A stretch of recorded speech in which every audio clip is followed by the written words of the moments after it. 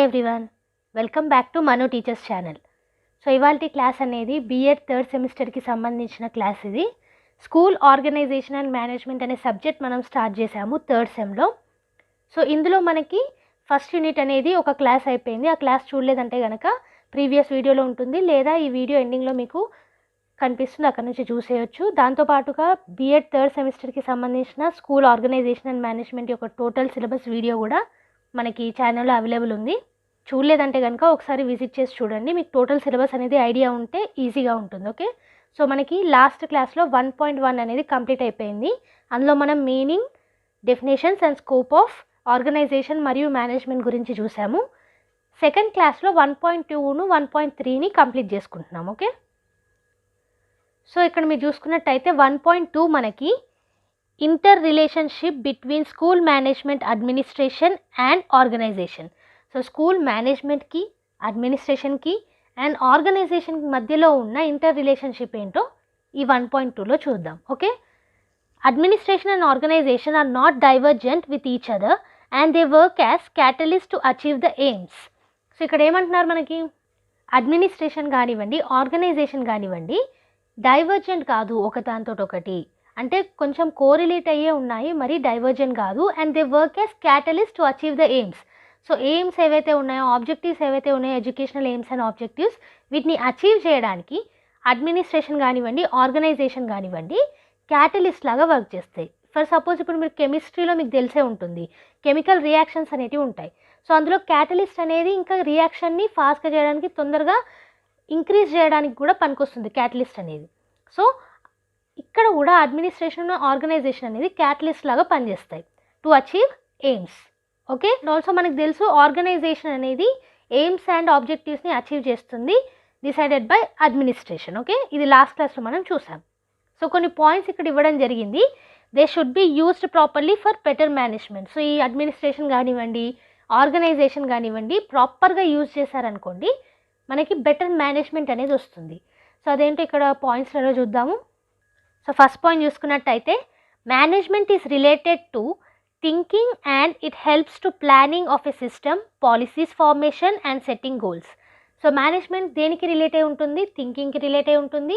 Also ఒక సిస్టమ్ని plan చేయడానికన్నా, పాలసీస్ని తీసుకురావడానికన్నా, ఫామ్ చేయడానికన్నా, గోల్స్ని సెట్ చేయడానికన్నా మేనేజ్మెంట్ అనేది యూజ్ అవుతుంది మనకి. Okay, organisation belongs to the use of obtained physical, human resources and other aids. So మనకున్న ఫిజికల్ రిసోర్సెస్ కానివ్వండి, హ్యూమన్ రిసోర్సెస్ కానివ్వండి, వేరే ఇతర ఎయిడ్స్ ఏమన్నా ఉన్నా కానివ్వండి, టీఎల్ఎం ఇవన్నీ ఉంటాయి కదా. సో వీటన్నిటిని ఎలా యూస్ చేయాలనేది మనకి ఆర్గనైజేషన్ కేటగిరీకి చెంది ఉంటుంది. ఓకే, సో మేనేజ్మెంట్లో మనము సిస్టమ్ని ప్లాన్ చేస్తాము, పాలసీస్ని ఫామ్ చేస్తాము, గోల్స్ని సెట్ చేస్తాము. ఓకే, అండ్ ఆర్గనైజేషన్లో మనము వచ్చిన ఈ ఫిజికల్, హ్యూమన్ రిసోర్సెస్ని ఎలా యూస్ చేయాలనేది చూస్తాం. ఓకే, నెక్స్ట్ పాయింట్ చూసుకున్నట్టయితే, to see that obtain resources, material and persons are better used is the work of organisation. అదే చెప్తున్నారు ఇక్కడ. మనకున్న రిసోర్సెస్ కానివ్వండి, మెటీరియల్ కానివ్వండి, పర్సన్స్, హ్యూమన్ రిసోర్సెస్ కానివ్వండి, బెటర్గా యూజ్ అయ్యేలాగా చూసుకునే పని ఎవరిది? ఆర్గనైజేషన్ది. Okay, administration and organisation should go hand in hand. When administration is compared to organisation, it is a normal word. So ఇక్కడ అడ్మినిస్ట్రేషన్ కానివ్వండి, ఆర్గనైజేషన్ కానివ్వండి, హ్యాండ్ ఇన్ హ్యాండ్లో వెళ్ళాలి. ఎందుకు అంటే మనకు అడ్మినిస్ట్రేషన్ ప్రీ ఎగ్జిక్యూషన్ స్టేజ్ అయితే, ఆర్గనైజేషన్ అనేది ఎగ్జిక్యూషన్ స్టేజ్ అవుతుంది. సో ఒకదాంతో ఒకటి కోఆపరేట్ అవ్వకుంటూ వెళ్ళాలి. ఓకే, అడ్మినిస్ట్రేషన్ కానివ్వండి, ఆర్గనైజేషన్ కానివ్వండి. అండ్ ఇది చూసుకుంటే నార్మలే మనకి. నెక్స్ట్ పాయింట్ చూస్తే, these two can B coordinated and implemented, but organization is a machine for doing things. So ఈ అడ్మినిస్ట్రేషన్ కానివ్వండి, ఆర్గనైజేషన్ కానివ్వండి, ఇవి రెండు కూడా కోఆర్డినేటెడ్గా వర్క్ చేయొచ్చు, ఇంప్లిమెంట్ చేయొచ్చు. కానీ ఆర్గనైజేషన్ అనేది వర్క్స్ని చేయడానికి ఉపయోగించే మెషిన్ లాంటిది. మనం ఆర్గనైజేషన్ గురించి నేర్చుకున్నప్పుడు డెఫినేషన్స్లో కూడా ఇది చూసాము. సో ఒక మెషిన్ లాంటిది అన్నట్టు organisation for doing the work. ఇక్కడ కూడా మనకు అదే మెన్షన్ చేశారు. Next point, the material and resources selected and obtained, planning, policies and achievement of aims and objectives within the preview of these two can be implemented by management. So అడ్మినిస్ట్రేషన్లో and ఆర్గనైజేషన్లో ఏవైతే ఉన్నాయో, resources కానివ్వండి, planning కానివ్వండి, policies కానివ్వండి, ఎయిమ్స్ని achieve చేయడం కానివ్వండి, ఆబ్జెక్టివ్స్ని achieve చేయడం కానివ్వండి, ఇవన్నిటిని కూడా ఎలా ఇంప్లిమెంట్ చేయొచ్చు? మేనేజ్మెంట్ ద్వారా.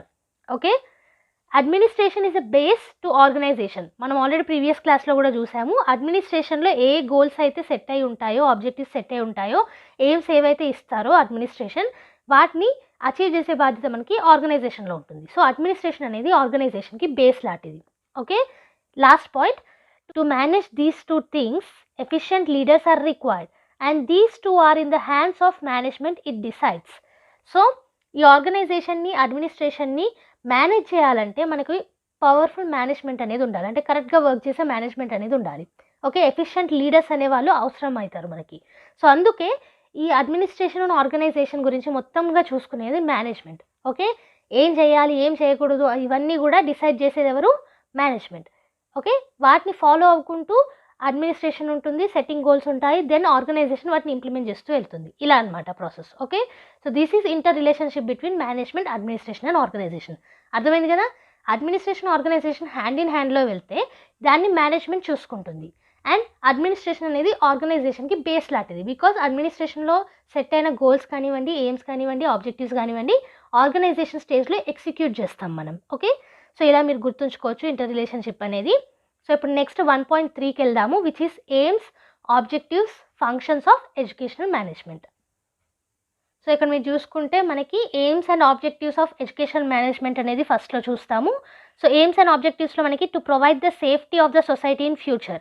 సో ఎడ్యుకేషనల్ మేనేజ్మెంట్ అంటేనే ఒక మనకి మినీ సొసైటీ స్కూల్లో ఉంటుంది కాబట్టి, సో ఫ్యూచర్లో కూడా సొసైటీకి సేఫ్టీ అనేది ప్రొవైడ్ చేయడానికి కూడా మనకి one of the aims and objectives of educational management అవుతుంది.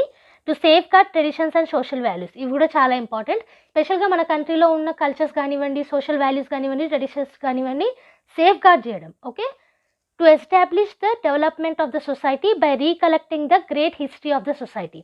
సో మన సొసైటీ యొక్క హిస్టరీ అనేది మనకి ఉంటేనే మనం ఎక్కడి నుంచి వచ్చాము, మన ఫోర్ ఫాదర్స్ ఏంటి, మనం ఎలాంటి వాళ్ళం, ఇవన్నీ కూడా మనం తెలుసుకోవచ్చు. సో సొసైటీని డెవలప్ చేయాలంటే మన హిస్టరీ కూడా మనకి తెలిసి ఉండాలి. సో అది కూడా one of the aims and objectives of educational management. Okay, to provide educational needs in the perspective of national AIIMS and objectives.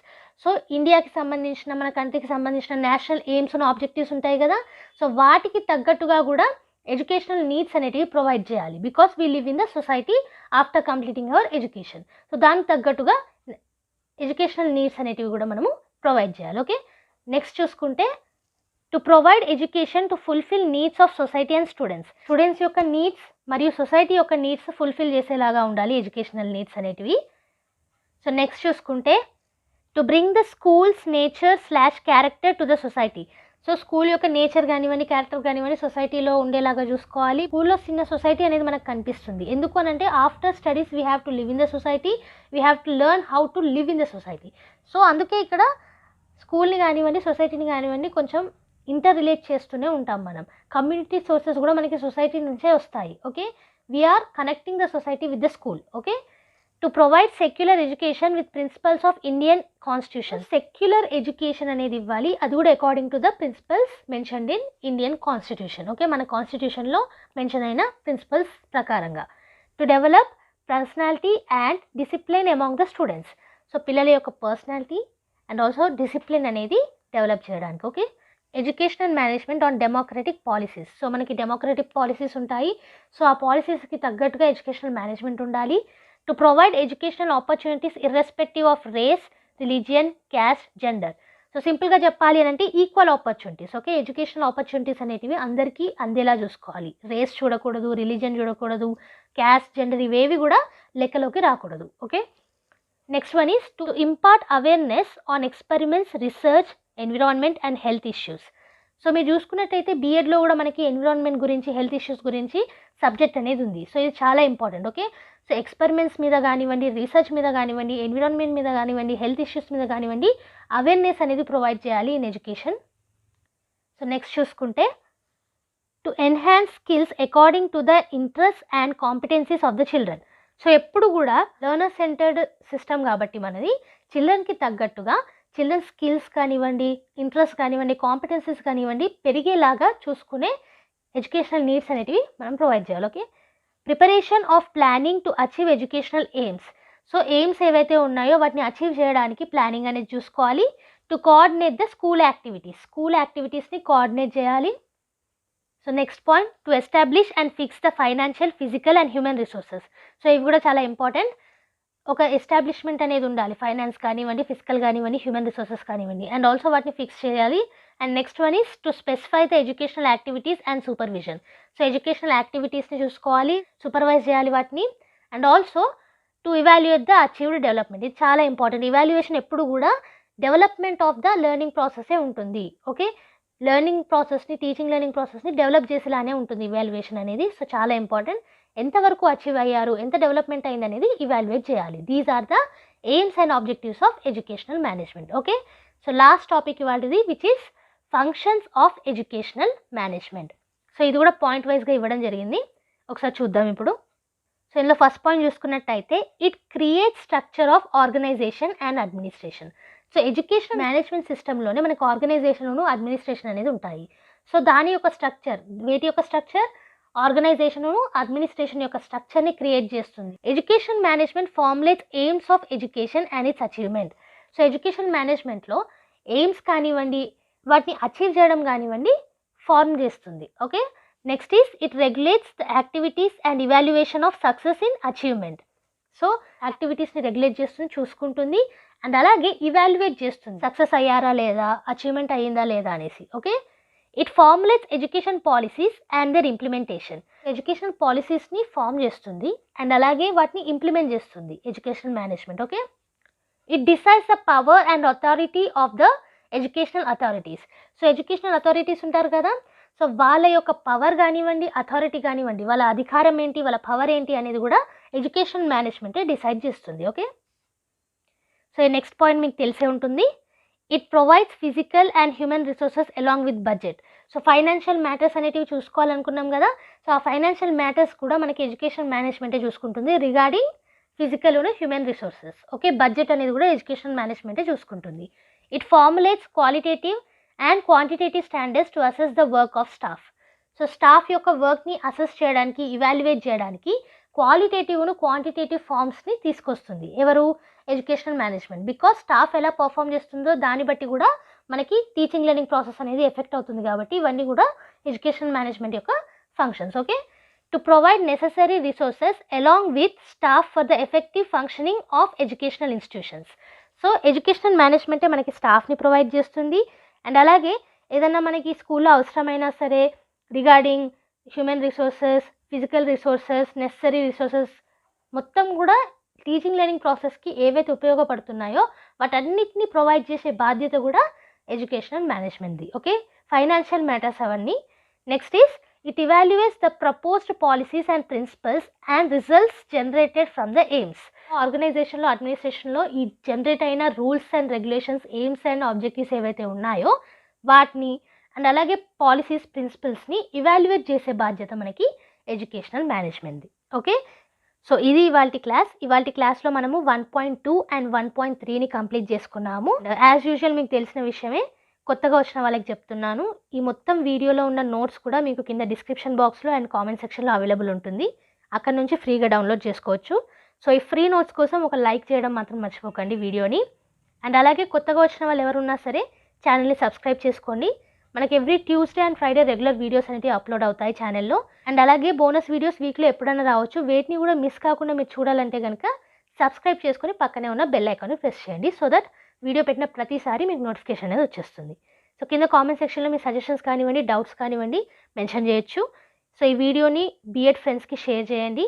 BEd చేస్తున్న వాళ్ళు, చేయాలనుకున్న వాళ్ళు, ఆల్రెడీ చేసేసిన వాళ్ళకి కూడా ఈ ఛానల్ ఎక్కువగా యూజ్ అవుతుంది. మనకి సీటెడ్ వీడియోస్ కూడా అవైలబుల్ ఉన్నాయి ఛానల్లో, ఒకసారి విజిట్ చేసి చూడండి.